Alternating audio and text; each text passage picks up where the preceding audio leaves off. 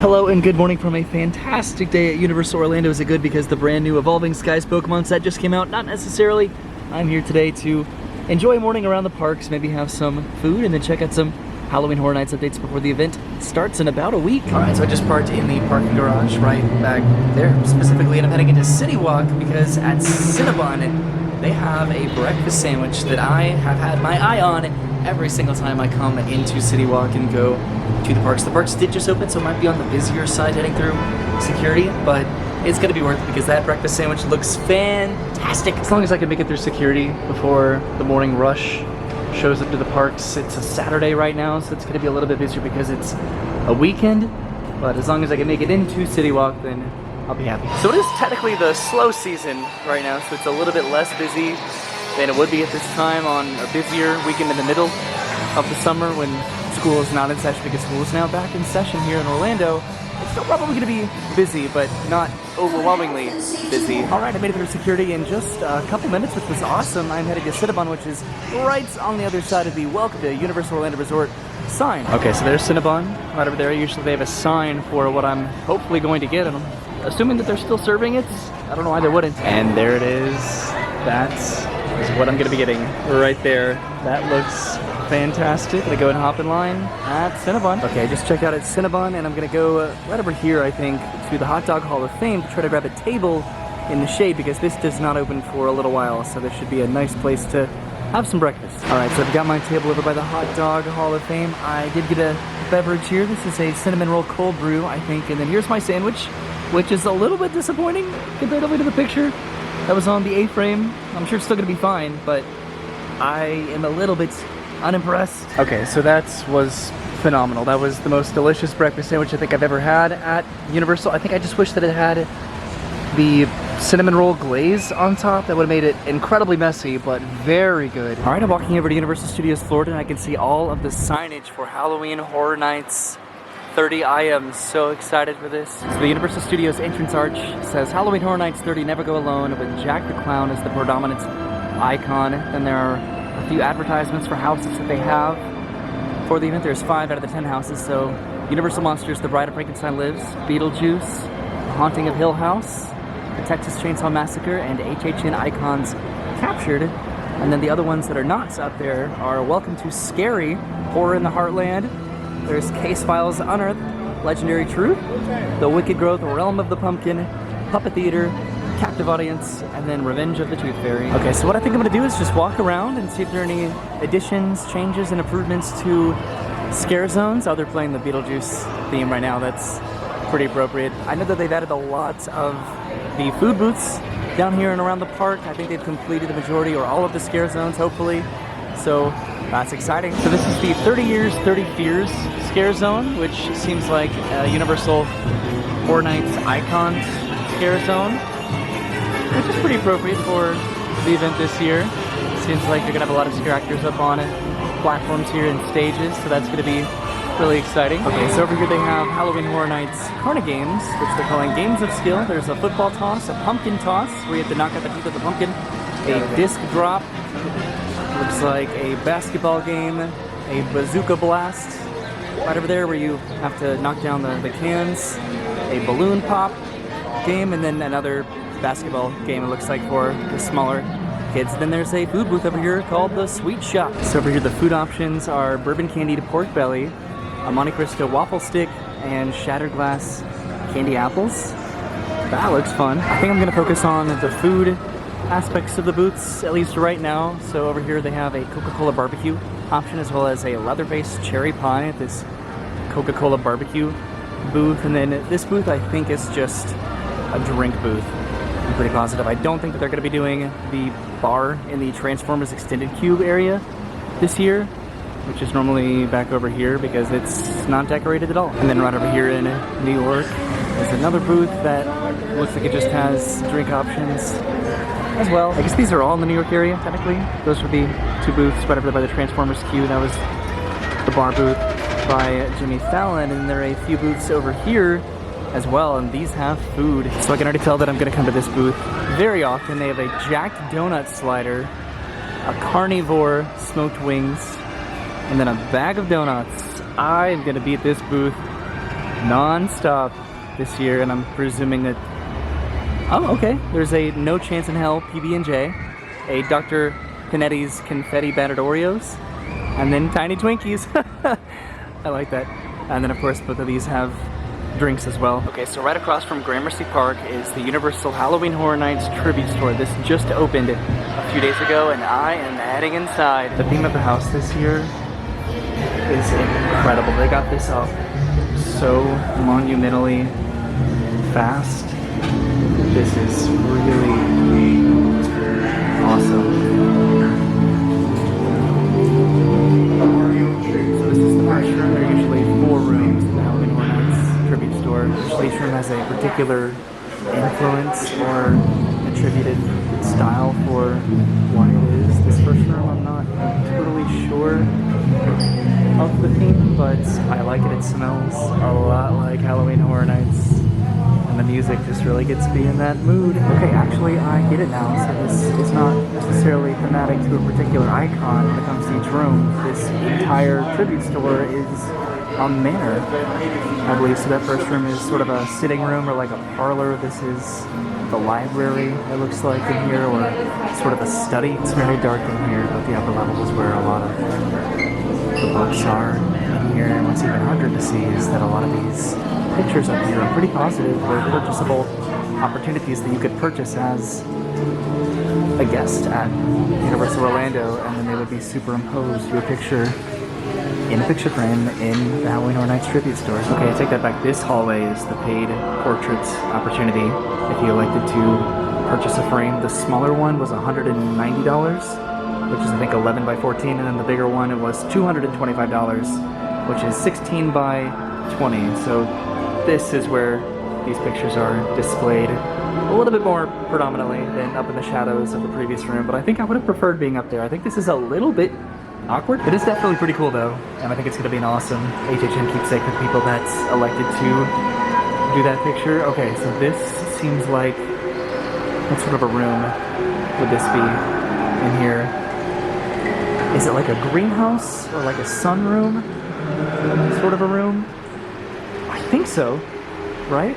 This one's very eerie. I'm definitely gonna have to do my Halloween Horror Nights research on all of these rooms because they do such an incredible thematic job of putting these rooms together. This is the final room in here. This is the food room where you can buy treats and drinks and snacks. So it looks like this is an outdoor barn. I haven't really shown off any of the merchandise. I've been more focused on the theme of each room. So that's the 30 Years, 30 Fears shirt, and then here's the shirt that showcases all of the different Halloween Horror Nights houses they're doing this year. Look at that. Yes, this is definitely a barn in here. We're gonna have to come back with Brennan and actually enjoy the foods. They do have a lot of delicious food options over here that I can already tell that I'm gonna be wanting without a doubt. They have the little jellies right there, but I think I'm gonna go ahead and head back on outside and come back with Brennan. And then they always have one more room right here at the exits. Carry. That's cool. Okay, back outside. It's nice and bright. I was thinking that it was going to be raining by the time that I got up because the clouds are really coming in for the day, but thankfully not. I remember last year standing inside this subway entrance talking about how Halloween Horror Nights was officially canceled, and then they surprised everybody by opening up a few houses last year that are going to be returning. The Revenge of the Tooth Fairy, The Bride of Frankenstein Lives, and then Beetlejuice. They're going to be returning houses, but the addition of the new houses is really, really exciting. This is another scare zone here, which I'm pretty sure has been complete for a little while. Yes, so I don't know if this stage was completely finished the last time I was here, but it definitely is now. So this is called the Seek and Destroy scare zone. And then it says a ruthless alien cyber regime led by the Controller has taken over New York, and they are turning humans into fuel, which explains these big blood buckets over here. So that's kind of intimidating. Of course, they have these stages here on the other side of the street, and then they have towers going up and down the road as well for some aerial scares and entertainment. So the weather is definitely on the way, so I'm gonna go ahead and try to expedite my little walk around Universal. But it's fun to just take in all the details of this scare zone, which is normally one of the largest. So next up is going to be the San Francisco scare zone, which that one was more or less completed when I came here last, I think. There is a booth right over here, which I'm pretty positive is a bar, so no food right over here, but this is heading into San Francisco. There's a food truck right over here by Fast and Furious, which I'm pretty positive is just selling what they were selling before out of this food truck, but selling it for Halloween Horror Nights 30. So maybe these food trucks are selling different food than what they were selling before over by Chez Alcatraz. This one has chicken tenders. They have buffalo hots, banh mi, and barbecue chicken tenders. So that's interesting. So maybe a little bit of a different food variety. So that food truck was right over there. This is the Crypt TV scare zone, which, to paraphrase from the website, Crypt TV is a dark universe of monsters that reside in the same reality that are now on your screen, in your pockets, and in San Francisco. Most of this was definitely not here the last time I was here. So this is pretty cool to get to see this a little bit updated. Okay, even after reading the description, I'm still a little bit confused about this scare zone, but that's honestly the fun of scare zones sometimes when you don't even know what's going on. It makes it a little bit easier to be surprised and startled. I don't know if I'm supposed to be back here right now, but there is a lot going on here. That's for sure. I'm so confused, but equally as excited now. Alright, passing through the Wizarding World of Harry Potter, which is never part of Halloween Horror Nights, but it looks like they put up a little something interesting right over here, as well as a food booth. This is pretty interesting. This is a little bit out of place here. This is a Good Guys Chucky setup, so presumably Chucky will be talking to you from there, probably heckling you on your way around Halloween Horror Nights. So this is a food booth over here. They have Field of Screams gyoza, pumpkin guts, and pumpkin dulce de leche churros. Look at that. And then of course some drinks as well. They have some thematic jack-o'-lanterns here as part of the line. That's neat. And then sort of right behind that food booth is the Halloween Nightmare Fuel Show, which is going on in the old Fear Factor stage. Back over here they have this show, and then they have a Lagoon show. And there's a booth right over here, which is again a bar. So that's pretty neat. And this is sort of on the way over to And a Black Alien Attack. So I'm not really showcasing any Halloween Horror Nights house entrances or speculations on where those houses are going to go. Today is more about just coming to the park just to see what is visible right before the event starts, and then when I actually come for Halloween Horror Nights, then I can showcase where these houses are and the entrances to them, and then what I think about them and how much fun I have in them. There's another booth over here by Men in Black Alien Attack, which I'm presuming is probably just a bar. Yes. Usually over here in Springfield they have a roaming horde of chainsaw wielders, so I'm presuming that that's going to be going on this year over by Fast Food Boulevard. I'm heading over to the second to last scare zone right now. One slightly controversial announcement that was made about Halloween Horror Nights is that this year they're going to be using plexiglass for all of the houses. Personally, I think that is a very reasonable compromise to make the event happen this year, just in general, so I don't have a problem with it at all. What I do have a problem with is where is Chief Wiggum and his cop car over here in this entrance area. Okay, back on topic over here by Kid Zone, there are a few different food booths. This one is called Twisted Tater, and it is themed to Beetlejuice, it seems. They have Twisted Taters, Blood and Guts Taters, Twisted Frankencoils, and Twisted Blood and Guts, as well as a few drinks as well. Let's head over to this one. So back here they have sandwiches, it looks like. They have stuffed brisket, jalapeno poppers, tempeh Reuben, and Luke's grilled cheese. As well as, of course, a few drinks. This one is a bar right over here as well. And then back over by the SpongeBob Store Pants, it looks like that area is open, and that's where they generally have the pizza fries back over there. Okay, so this is the second to last scare zone over here by Central Park. This is the Gorewood Forest, which focuses on the Terra Queen, the Heartless Terra Queen, and her sacrifices, I suppose. That's sort of all I know about this, but this is pretty cool during the daytime, that's for sure. Then over here, this is where they have one of the shows, the Marathon of Mayhem, Carnage Factory, over there on the lagoon. This scare zone has absolutely had the most changes since I was here last time. I think it's probably the most thematic of the scare zones that I've seen, to be honest. And again, I wish I knew more about it, but that's what's gonna make it more fun. Look how awesome this stage is here. This is absolutely huge. All those chains up there and just the detail and just how big this stage is. This is incredible. Usually this scare zone is one of the more unique ones, and now they light it. But I think really the set pieces are going to be what make this a very unique one this year. And then of course right next to that is the entrance to Marathon of Mayhem Carnage Factory, which is going to be the Lagoon show going on intermittently throughout the night for Halloween Horror Nights. Alright, so this is the very final scare zone for Halloween Horror Nights. This is Lights, Camera, Haction, Eddie's Revenge. So Jack the Clown's brother, Eddie Schmitz, is filming a horror film and the monsters are real. So it seems like the theme of this scare zone is that of a film production set with scaffolding and artificial sets here.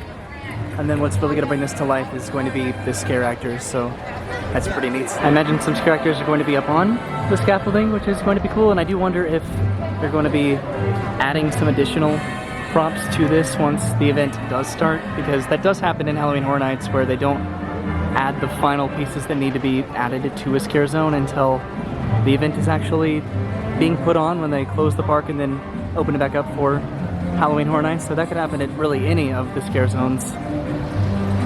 But it's going to be interesting what they do with this one. I'm excited for the theme, I think, of this one, without a doubt. But I did it. I'm heading out of Universal now. I just walked around all of the scare zones and checked out all of the different food booth and drink options, more or less, and had a great time. And again, of course, once the event actually starts, I'll come back and talk about the houses and, of course, where they are and then what I think about them and how I rank them, because that's probably one of the more fun aspects of doing Halloween Horror Nights. I also got to check out the tribute store, but just like the food and drink booths, I'll have to come back with Brennan to really enjoy and appreciate that, getting to try some snacks and take some fun pictures inside, so that'll be super neat. Alright, so next time I come back to Universal, it's going to be to go to Halloween Horror Nights. I'm trying to point at the sign back there on the arch. It's going to be a phenomenal event. There are some duplicate houses this year from last year. There is going to be plexiglass in the houses, but 10 houses, 5 scare zones, 2 entertainment offerings. I can't complain. I'm incredibly excited. I don't think I'm going to be here opening day. I don't know for sure yet, but you never know what could happen, right? I'll definitely be back as much as possible. The slogan is never go alone. I'll probably go alone multiple times because I really do like Halloween Horror Nights, especially in the past few years. I've grown to love it and appreciate it more and more and more, and this year, especially after last year, is going to be awesome. So thanks for watching. I'll see you soon for Halloween Horror Nights. Have a great day, and goodbye.